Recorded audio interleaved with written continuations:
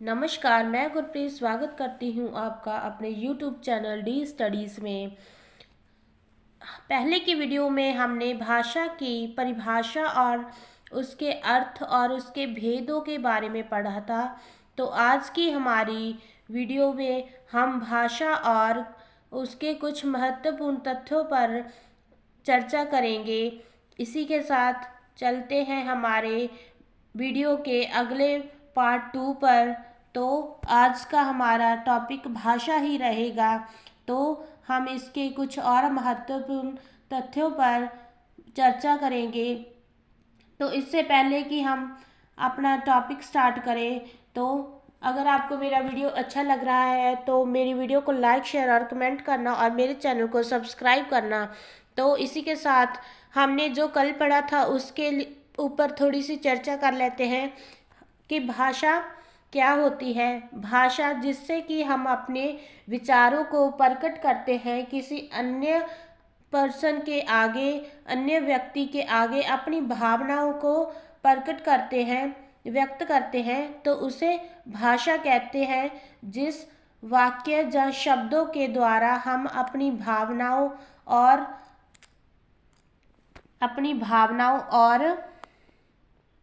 अपने विचारों का प्रगटावा करते हैं, उसे भाषा कहते हैं। भाषा को हम अपने मुख से उच्चारित करते हैं और भाषा को हम अपने संकेतों जैसे किसी साइन के थ्रू अपनी भाषा को, अपनी भावनाओं को समझाना, उसे भाषा कहते हैं। तो भाषा के 3 भेद होते हैं: लिखित भाषा, मौखिक भाषा और सांकेतिक भाषा। लिखित भाषा वह होती है जो कि हम अपनी भावनाएं लिखकर किसी के सामने व्यक्त करते हैं, उसे लिखित भाषा कहते हैं। लिखित भाषा के लिए हमें बहुत सारी प्रैक्टिस करनी पड़ती है इसको सीखने के लिए। मौखिक भाषा होती है जो कि हम अपने मुख से कुछ शब्द उच्चारण करते हैं और अपनी भावनाओं का प्रगटावा करते हैं, तो उन शब्दों को मौखिक भाषा कहा जाता है। आगे बढ़ते हैं। सांकेतिक भाषा। सांकेतिक भाषा होती है जैसे कि इशारों के जरिए अपनी भावनाओं और अपनी बातों, विचारों को समझाना, किसी अन्य पर्सन के आगे, अन्य व्यक्ति के आगे अपनी भावनाओं का विस्तार करना, उसे सांकेतिक भाषा कहते हैं। तो चलते हैं अपनी वीडियो की तरफ। आज का हमारा टॉपिक भाषा ही रहेगा। तो चलते हैं हमारे कल के जो टॉपिक रह गया था उस पर। आज का हमारा भाषा का अगला पॉइंट है, अगला तथ्य है मानक भाषा। मानक भाषा पढ़ते हैं कि क्या होती है। भाषा के स्थिर तथा सुनिश्चित रूप को मानक या परिनिष्ठित भाषा कहते हैं। मानक भाषा शिक्षित वर्ग का शिक्षा, पत्राचार एवं व्यवहार की भाषा होती है। इसके व्याकरण तथा उच्चारण की प्रक्रिया लगभग निश्चित होती है। मानक भाषा को टकसाली भाषा भी कहते हैं। इसी भाषा में पाठ्य पुस्तकों का प्रकाशन होता है। हिंदी, अंग्रेजी, फ्रेंच, संस्कृत तथा ग्रीक इत्यादि मानक भाषाएं हैं। किसी भाषा के मानक रूप का अर्थ है उस भाषा का वह रूप जो उच्चारण, रूप रचना, वाक्य रचना, शब्द और शब्द रचना, अर्थ, मुहावरे, लोकोक्तियां, प्रयोग तथा लेखन आदि की दृष्टि से उस भाषा के सभी नहीं तो अधिकांश सुशिक्षित लोगों द्वारा शुद्ध माना जाता है। मानक भाषा क्या होती है? जैसे कि भाषा के स्थिर तथा सुनिश्चित रूप को मानक या परिनिष्ठित भाषा कहते हैं। जो भाषा का सुनिश्चित रूप होता है उसे परिनिष्ठित भाषा कहते हैं। मानक भाषा शिक्षित वर्ग की शिक्षा, पत्राचार एवं व्यवहार की भाषा होती है। इसके व्याकरण तथा उच्चारण की प्रक्रिया लगभग निश्चित होती है। जो कि मानक भाषा होती है उसके उच्चारण की प्रक्रिया निश्चित ही होती है। मानक भाषा को टकसाली भाषा भी कहते हैं। इसी भाषा में पाठ्य पुस्तकों का प्रकाशन होता है। तो हिंदी, अंग्रेजी, फ्रेंच, संस्कृत तथा ग्रीक ये सभी मानक भाषाएं हैं। आगे बढ़ते हैं संपर्क भाषा की ओर। अनेक भाषाओं के अस्तित्व के बावजूद जिस विशिष्ट भाषा के माध्यम से व्यक्ति राज्य तथा देश विदेश के बीच संपर्क स्थापित किया जाता है उसे संपर्क भाषा कहते हैं। एक ही भाषा परिपूरक भाषा और संपर्क भाषा दोनों ही हो सकती है। आज भारत में संपर्क भाषा के तौर पर हिंदी प्रतिष्ठित होती जा रही है, जबकि अंतर्राष्ट्रीय स्तर पर अंग्रेजी संपर्क भाषा के रूप में प्रतिष्ठित हो गई है। संपर्क भाषा का अर्थ होता है कि एक माध्यम के जरिए किसी भी व्यक्तियों के बीच में संपर्क कायम करना, किसी दो राज्यों के बीच में संपर्क कायम करना, उनमें मेलजोल बढ़ाना देश विदेश में। तो हमारी जो हिंदी है वो एक संपर्क भाषा है जो राज्य भाषा भी मानी जाती है। तो जैसे कि अंतर्राष्ट्रीय इंटरनेशनल अकॉर्डिंग अंग्रेजी को संपर्क भाषा के रूप में लिया जाता है। तो आगे बढ़ते हैं अंधों की भाषा, नेत्रहीन। अंधों की भाषा ऐसे व्यक्ति जिनकी आंखों में समस्या होती है, अर्थात जिन्हें दिखाई नहीं देता है, उन्हें अंधा कहते हैं। ऐसे अधिकांश व्यक्ति जो बोलना और सुनना तो जानते हैं पर लिखने और पढ़ने में समस्या होती है, उनके लिए एक नेत्रहीन फ्रांसीसी लेखक लुई ब्रेल ने ब्रेल पद्धति का आविष्कार किया। ब्रेल एक तरह की लिपि है जिसको विश्व भर में नेत्रहीनों को पढ़ने और लिखने में छूकर व्यवहार में लाया जाता है। जैसे कि हम सभी को पता है कि जो अंधे लोग होते हैं उनको पढ़ने लिखने में प्रॉब्लम होती है, समस्या आती है, तो वो अच्छे से अपनी भाषा का विस्तार नहीं कर पाते, अपनी पढ़ाई का विस्तार नहीं कर पाते।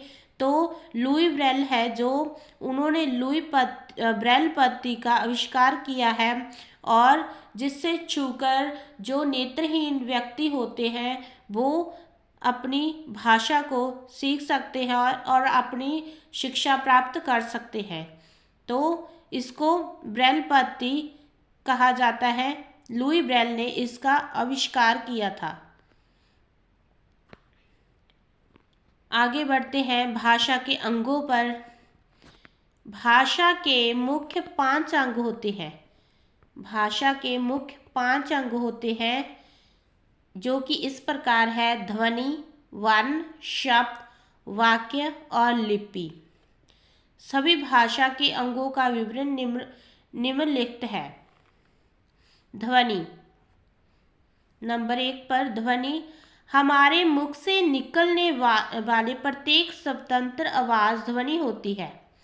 हमारे मुख से निकलने प्रत्येक स्वतंत्र आवाज ध्वनि होती है और यह ध्वनियाँ हमेशा मौखिक भाषा में प्रयोग होती है। तो जो हमारे मुख से स्वतंत्र आवाज़ें निकलती है वह ध्वनि होती है और यह ध्वनियाँ हमेशा मौखिक भाषा में प्रयोग होती है। तो आगे देखते हैं वर्ण।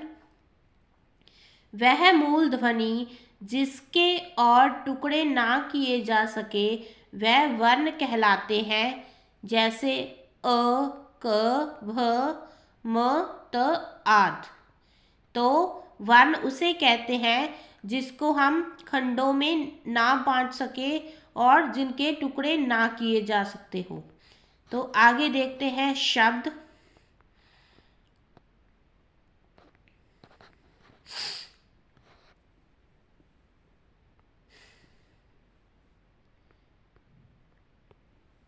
वर्णों का वह समूह जिसका कोई अर्थ निकलता है उसे शब्द कहते हैं। जैसे क, अ, म, अ, ल, अ, तो ये क्या बन गया? कमल। जैसे भ जमा अ जमा श जमा अ भाषा, तो ये भाषा बन गया।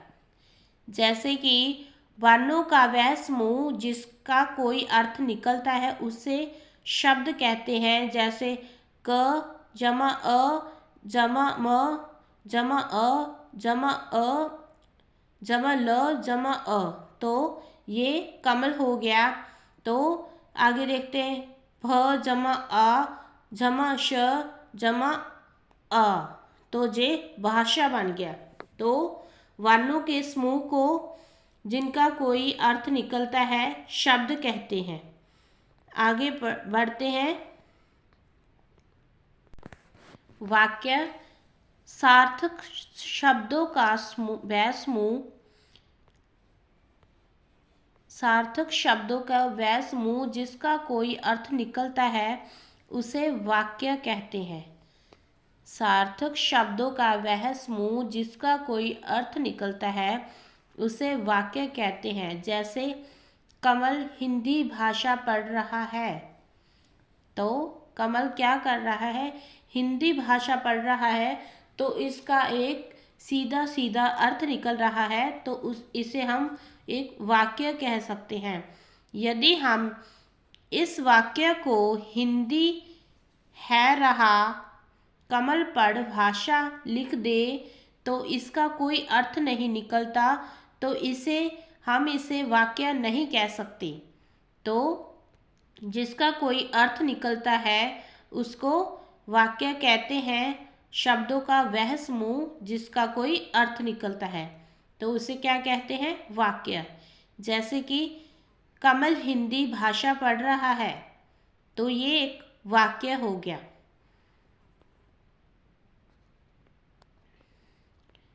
आगे बढ़ते हैं। लिपि। लिपि मौखिक भाषा को लिखित रूप में व्यक्त करने के लिए जिन चिन्हों का प्रयोग किया जाता है उन्हें लिपि कहते हैं। जैसे हिंदी भाषा की देवनागरी लिपि है।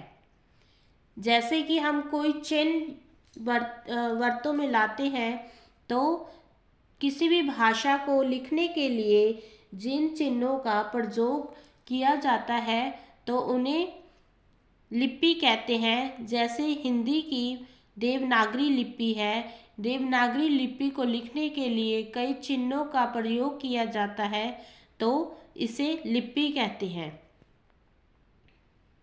जैसे हमारी गुरमुखी लिपि है, इसके भी अलग चिन्ह है, और देवनागरी लिपि है, इसके अलग चिन्ह है, और हमारी इंग्लिश भाषा की रोमन लिपि है तो इसके अलग चिन्ह है। तो इनकी अलग अलग लिपियां हैं, तो इन्हीं चिन्हों को लिपियां कहा जाता है।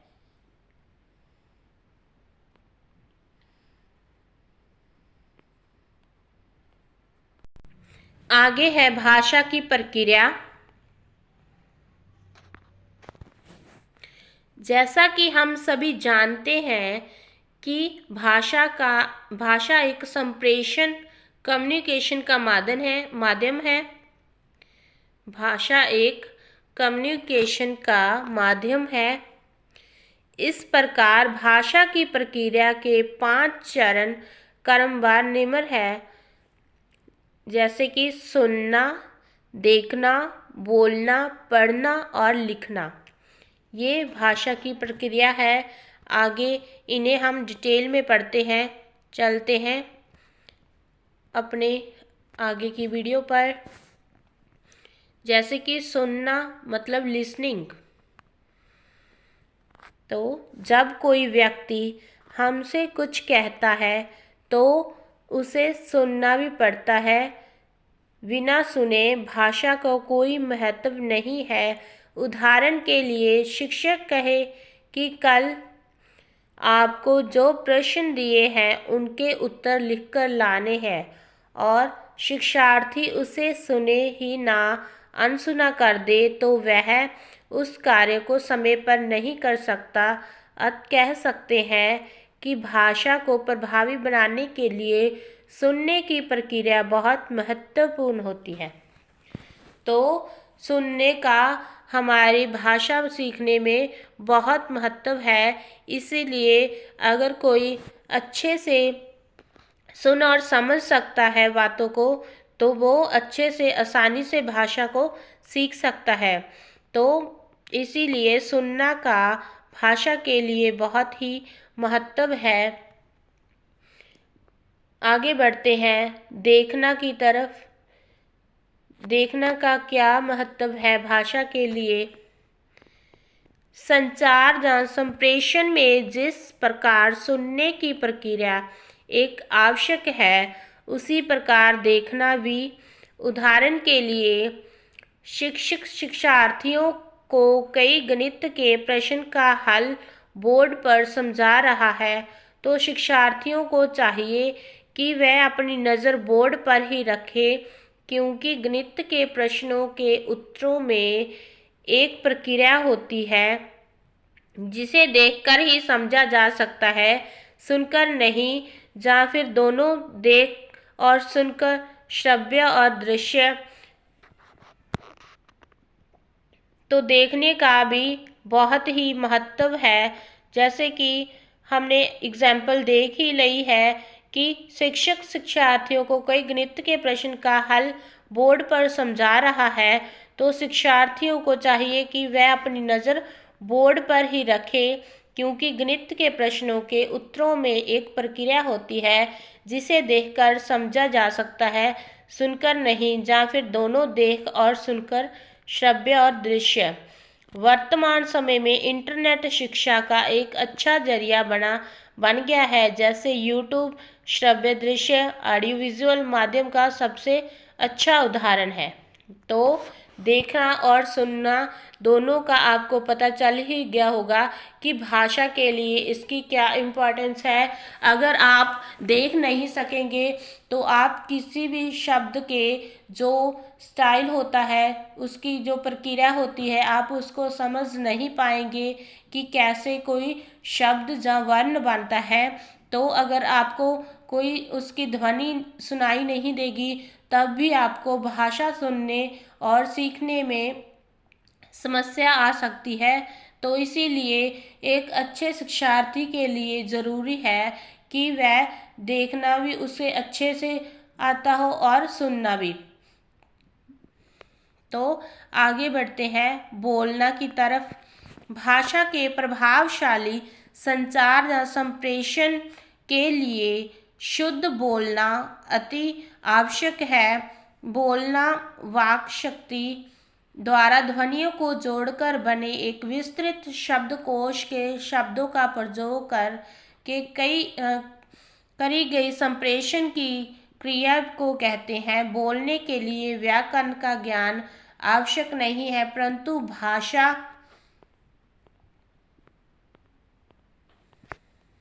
के प्रभावी संप्रेषण के लिए व्याकरण का ज्ञान होना चाहिए।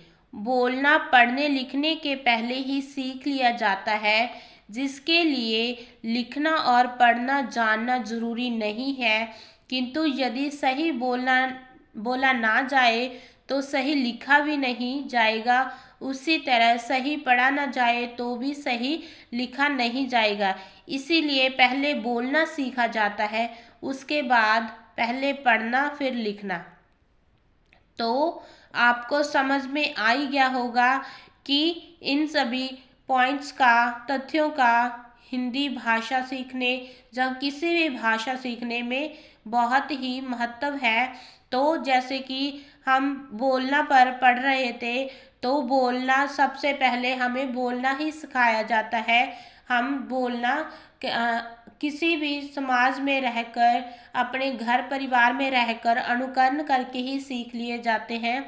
तो जो बोलना होता है वो हम किसी भी कक्षा में जाकर नहीं सीखते, ये हम अपने आसपास के लोगों से ही सीखते हैं। तो अगर हम अच्छा बोलना सीख जाते हैं, हमें अच्छा बोलना आता है, तो हम अच्छा लिख सकेंगे, पढ़ सकेंगे और अच्छी तरह से भाषा को सीख सकेंगे। तो इसीलिए बोलना का भी एक बहुत ही महत्व है। तो आगे बढ़ते हैं हमारे अगले टॉपिक। पढ़ना। पढ़ना भाषा की एक जटिल प्रक्रिया है। किसी भाषा को पढ़ने के लिए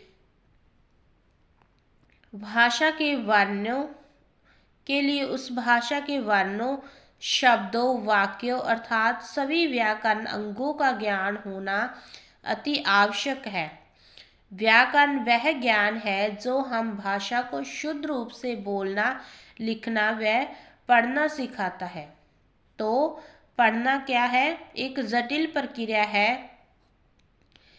किसी भी भाषा को पढ़ने के लिए भाषा के वर्णों, शब्दों, वाक्यों अर्थात सभी व्याकरण अंगों का ज्ञान होना अति आवश्यक है। इसीलिए हमें कोई भी भाषा सिखाने से पहले उसकी व्याकरण का बोध करवाया जाता है। उसके क्या रूल एंड रेगुलेशन है, क्या नियम है, उसको हमें समझाया जाता है। तो तभी हम अच्छी भाषा सीखने के काबिल हो जाते हैं। आगे लिखना। लिखना भाषा की एक अति जटिल प्रक्रिया है। किसी भाषा को लिखने के लिए उस भाषा के वर्णों, शब्दों, वाक्यों अर्थात सभी व्याकरण अंगों का ज्ञान होना अति आवश्यक है। व्याकरण वह ज्ञान है जो हमें भाषा को शुद्ध रूप से बोलना, लिखना व पढ़ना सिखाता है।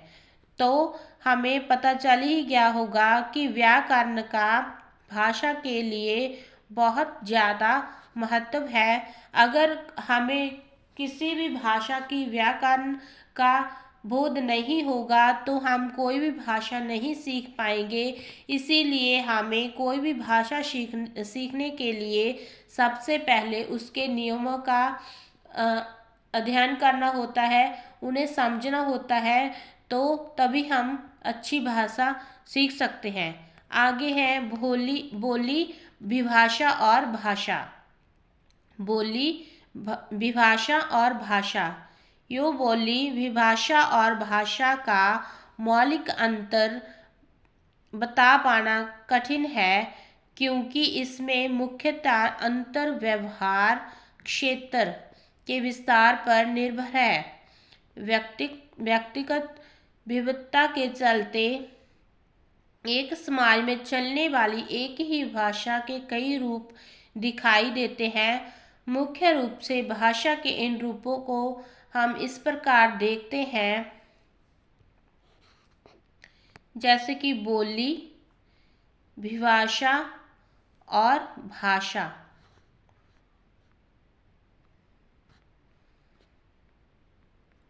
देखते हैं बोली।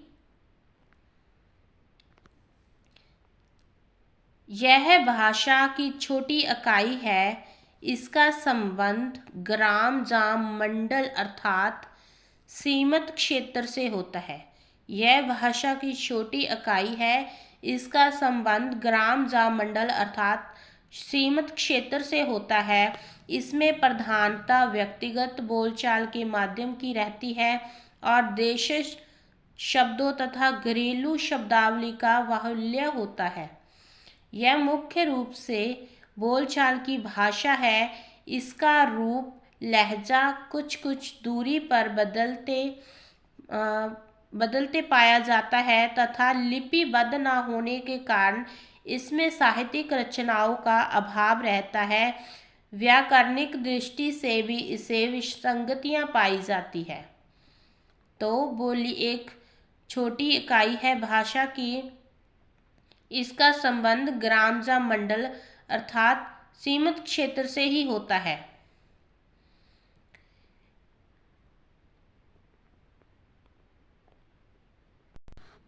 आगे बढ़ते हैं विभाषा की ओर। विभाषा का क्षेत्र बोली की अपेक्षा विस्तृत होता है। यह एक प्रांत या उपप्रांत में प्रचलित होती है। यह एक प्रांत या उपप्रांत में प्रचलित होती है। एक विभाषा में स्थानीय भेदों के आधार पर कई बोलियां प्रचलित रहती है। विभाषा में साहित्यिक रचनाएं मिल सकती है। विभाषा को उपभाषा भी कहते हैं, जैसे ब्रज और अवध। ब्रज और अवध क्या है? ये विभाषाएं हैं। तो जो विभाषा का क्षेत्र होता है, विभाषा का क्षेत्र बोली की अपेक्षा विस्तृत होता है। तो जो विभाषा है वह ज़्यादा विस्तृत होती है बोली के मुकाबले। तो आगे बढ़ते हैं भाषा की ओर।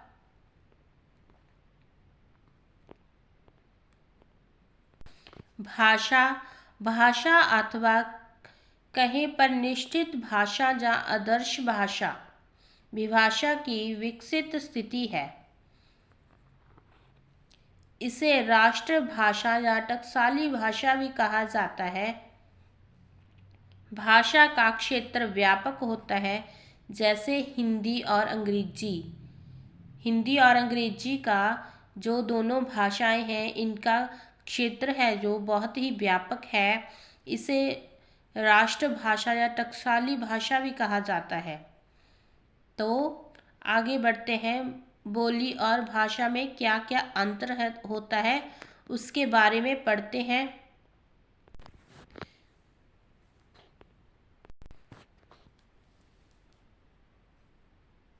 बोली का क्षेत्र कुछ जिलों या ग्रामों तक सीमित होता है।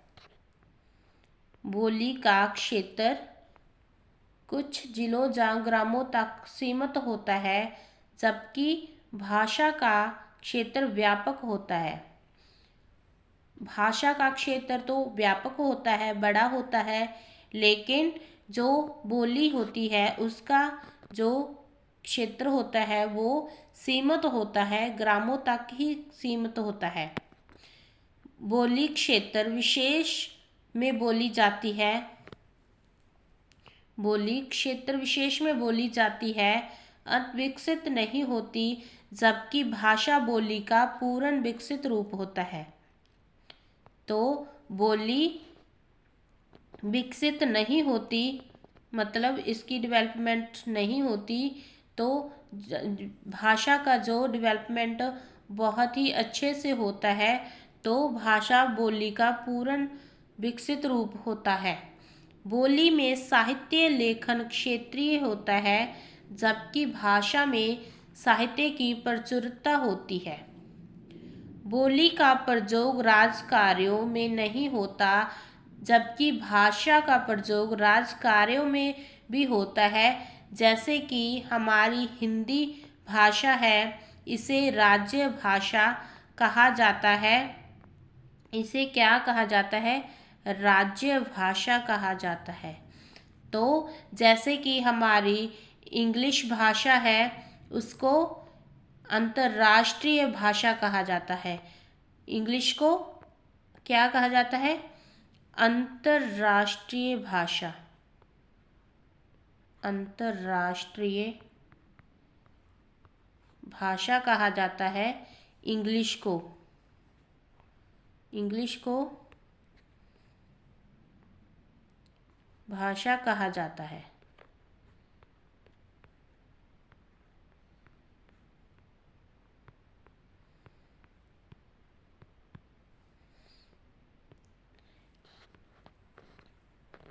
बोली का व्याकरण सीमित या नहीं होता, जबकि भाषा का व्याकरण सुव्यवस्थित एवं पूर्ण होता है।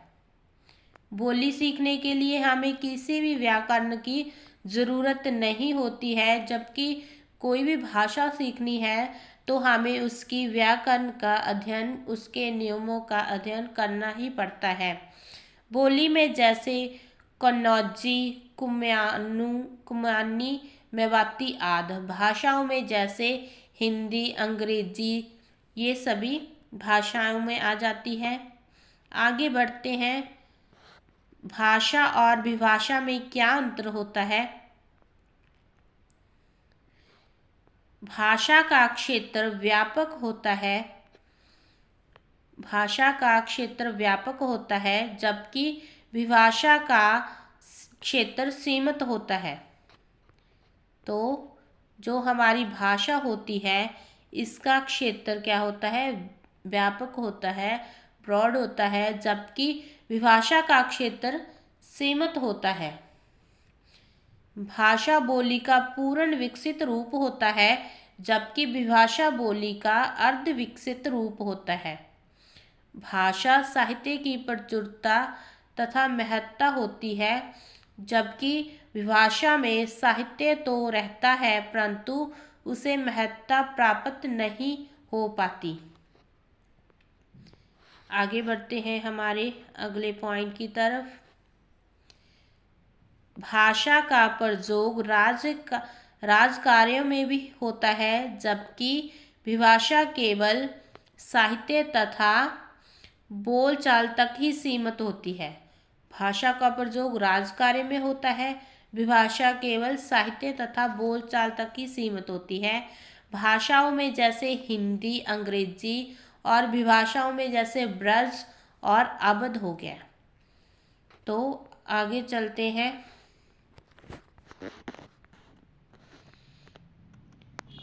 देखा जाता है कि विभिन्न भाषाओं में से कोई एक विभाषा अपने गुण, गौरव, साहित्यिक अभिवृद्धि, जन सामान्य में अधिक प्रचलन आदि के प्राय देखा जाता है कि विभिन्न भाषाओं में से कोई एक विभाषा अपने गुण, गौरव, साहित्यिक अभिवृद्धि, जन सामान्य में अधिक प्रचलन आदि के आधार पर राजकार्य के लिए चुन ली जाती है और उसे राजभाषा के रूप में या राज्य भाषा घोषित कर दिया जाता है।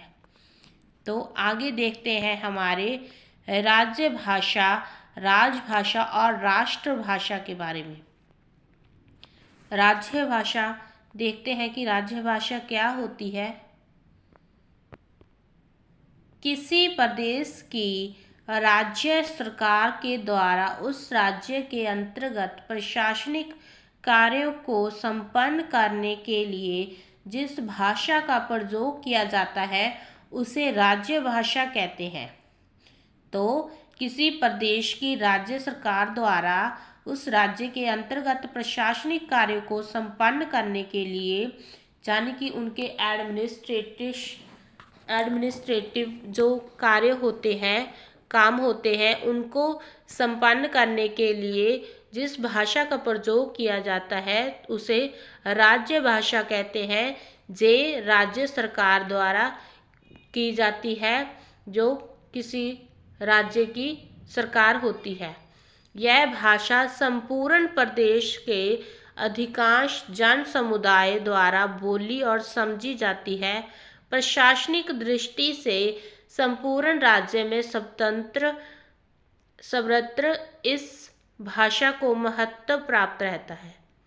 आगे देखते हैं राजभाषा के बारे में। राजभाषा भारतीय संविधान में राज्यों और केंद्र शासित प्रदेशों के लिए हिंदी के अतिरिक्त 21 अन्य भाषाएं राजभाषा स्वीकार की गई है। राज्यों की विधानसभाएं बहुमत के आधार पर किसी एक भाषा को अथवा चाहे तो एक से अधिक भाषाओं को अपने राज्य की राजभाषा घोषित कर सकती है। भारत के संविधान के अनुसार हिंदी और अंग्रेजी भारत की राजभाषा है। राज्य सरकार की अपनी अपनी राजभाषाएं हैं। आगे बढ़ते हैं राष्ट्रभाषा की ओर। राष्ट्रभाषा संपूर्ण राष्ट्र का प्रतिनिधित्व करती है। प्राय वह अधिकाधिक लोगों द्वारा बोली और समझी जाने वाली भाषा होती है। प्राय राष्ट्रभाषा ही किसी देश की राज्य भाषा होती है। किसी भी देश की राष्ट्रभाषा उस देश के नागरिकों के लिए गौरव, एकता, अखंडता और असीमता का प्रतीक होती है। महात्मा गांधी जी ने राष्ट्रभाषा को राष्ट्र की आत्मा की संज्ञा दी है। एक भाषा कई देशों की राष्ट्रभाषा भी हो सकती है, जैसे अंग्रेजी आज अमेरिका, इंग्लैंड तथा कनाडा आदि इत्यादि कई देशों की राष्ट्रभाषा है। तो एक भाषा होती है वो कई देशों की राष्ट्रीय भाषा हो सकती है, जैसे कि अंग्रेजी अमेरिका, इंग्लैंड तथा कनाडा की राष्ट्रीय भाषा है। संविधान में हिंदी के राष्ट्रभाषा का दर्जा संविधान में हिंदी को राष्ट्रभाषा का दर्जा तो नहीं दिया गया है, किंतु इसकी व्यापकता को देखते हुए इसे राष्ट्रभाषा कह सकते हैं। आगे चलते हैं, मातृभाषा क्या होती है उसके बारे में पढ़ते हैं। जन्म लेने के बाद मानव जो प्रथम भाषा सीखता है उसकी मातृभाषा कहते हैं। मातृभाषा किसी भी व्यक्ति की सामाजिक एवं भाषाई पहचान होती है। मातृभाषा में अधिकांश रूप से क्षेत्रीय बोलियां शामिल होती है, जैसे कन्नौजी, ब्रजभाषा, हरियाणवी, मालवी आदि। तो मातृभाषा हो गई कि जहाँ कोई मनुष्य जन्म लेता है तो उसकी वो मातृभाषा हो जाती है। आगे बढ़ते हैं, विश्व की भाषाएं। विश्व में लगभग 800 अधिक भाषाएं हैं, जिनमें 40% भाषाओं के प्रत्येक भाषा में 1000 से भी कम व्यक्ति है, अर्थात प्रत्येक भाषा 1000 से भी कम व्यक्तियों के समूहों द्वारा बोली जाती है। दुनिया में लगभग 23 भाषाएं प्रमुख हैं, जो समस्त संसार की आधी आबादी को अपने आप में समेट लेती है। तो आगे देखते हैं विश्व की भाषाओं के बारे में। अमेरिका की कोई आधिकारिक भाषा नहीं है। अमेरिका की कोई आधिकारिक भाषा नहीं है। गिनिया में विश्व की सबसे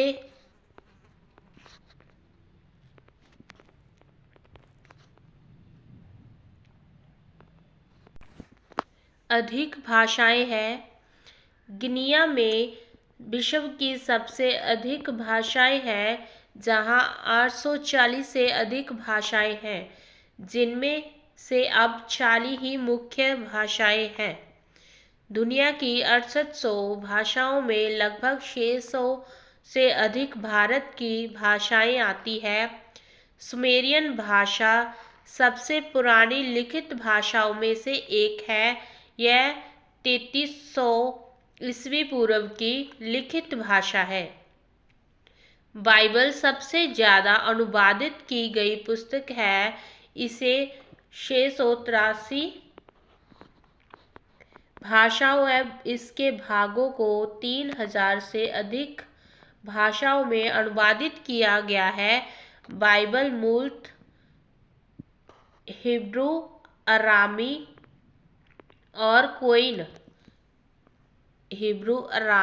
और कोइन ग्रीक भाषाओं में लिखी गई थी। फ्रेंच को दुनिया की प्यार की भाषा कहते हैं। पापुआन भाषा में सबसे कम वर्ण 11 है। यह रोटोकास की भाषा है। रूसी भाषा को युद्ध की भाषा कहा जाता है। अंग्रेजी विश्व की सबसे प्रभावी भाषा है, परंतु यह सबसे ज़्यादा बोली जाने वाली भाषा नहीं है। तो अंग्रेजी विश्व की सबसे प्रभावी भाषा तो मानी जाती है, लेकिन यह सबसे ज़्यादा बोली जाने वाली भाषा नहीं है।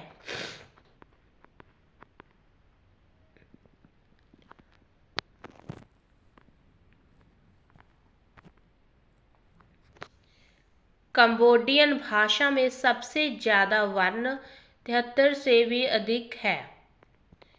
कंबोडियन भाषा में सबसे ज़्यादा वर्ण पाए जाते हैं, जो कि 73 से भी अधिक है। चीन की मंदारिन भाषा में वर्णों के स्थान पर प्रतीकों यानी कि सिंबल्स का प्रयोग होता है, इसीलिए यह विश्व की सबसे कठिन भाषा है। लोग कहते हैं कि वह लिखते नहीं हैं, चित्र बनाते हैं। इसमें लगभग 9000 प्रतीक हैं, जिनमें से 3000 प्रतीकों का ज्ञान एक अखबार पढ़ने के लिए जरूरी है। छापाखाना जहाँ छपाई में प्रयुक्त पहली भाषा जर्मन है। अंग्रेजी और फ्रेंच इंटरनेट की दुनिया में सबसे अग्रणी है। इसी वजह से अंग्रेजी को कई देशों में इसे अपने देश आधिकारिक भाषा का दर्जा देना पड़ गया है। यदि यही हाल रहा तो आने वाले दशकों में अंग्रेजी विश्व की लगभग सभी भाषाओं को खा जाएगी। जैसे अफ्रीका महाद्वीप में अंग्रेजी एक प्रथम भाषा बन गई है। नाइजीरिया में 9 करोड़ इंग्लिश बोलते हैं, जबकि ब्रिटेन में 6 करोड़ लोग। अमेरिका में अंग्रेजी भाषा की 24 से अधिक बोलियां बोली जाती है।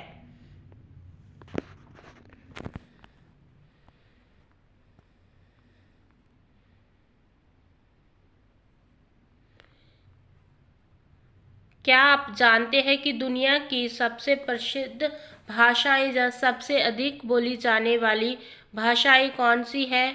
तो मुझे कमेंट करके बताना अगर आपको पता है।